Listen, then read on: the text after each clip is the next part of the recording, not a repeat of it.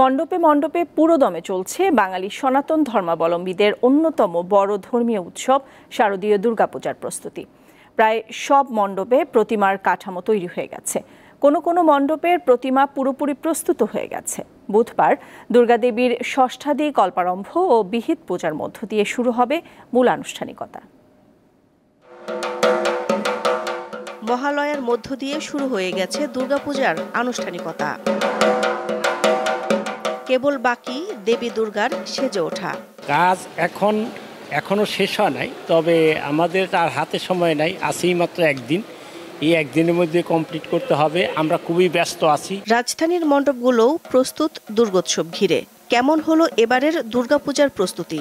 গেলবারের তুলনায় কতটা রঙিন বা সাদা কালো 2024-এর আয়োজন?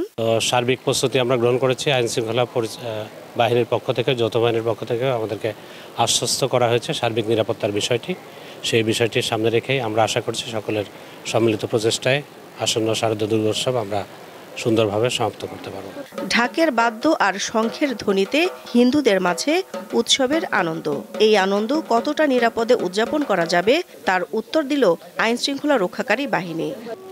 আমরা যে কোনো জায়গায়, যে কোনো পূজা মণ্ডপে যদি কেউ শান্তি শৃঙ্খলা বিঘ্ন ঘটায়, যদি কেউ অপতৎপর চালায়, সেই ক্ষেত্রে তাৎক্ষণিক দ্রুত ব্যবস্থা নেওয়া হবে।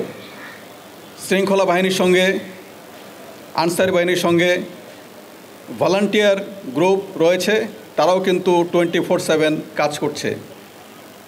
সুতরাং কোথাও কোনো ধরনের বিশৃঙ্খলা, অপতৎপরতার কোনো সুযোগ নাই। পঞ্জিকা অনুসারে এবার দেবী দুর্গা আসছেন দোলায় বা পালকিতে চড়ে, আর ফিরবেন গজ বা হাতিতে। এবার আমাদের মা আসতেছেন দোলায় আগমন এবং ঘুটকে গমন। দোলায় মানে পালকি, ওটা এবার দুটোই অশুভ বলা হয়, কারণ এবার ঝড়, বৃষ্টি, তুফান এবং ঘুটকে ধুলায়, মানে এটা তো বুঝতেই পারতেছেন যে আমাদের ছত্রভঙ্গ। কাজেই এই বছরটা একটু এলোমেলো দেখা যাচ্ছে।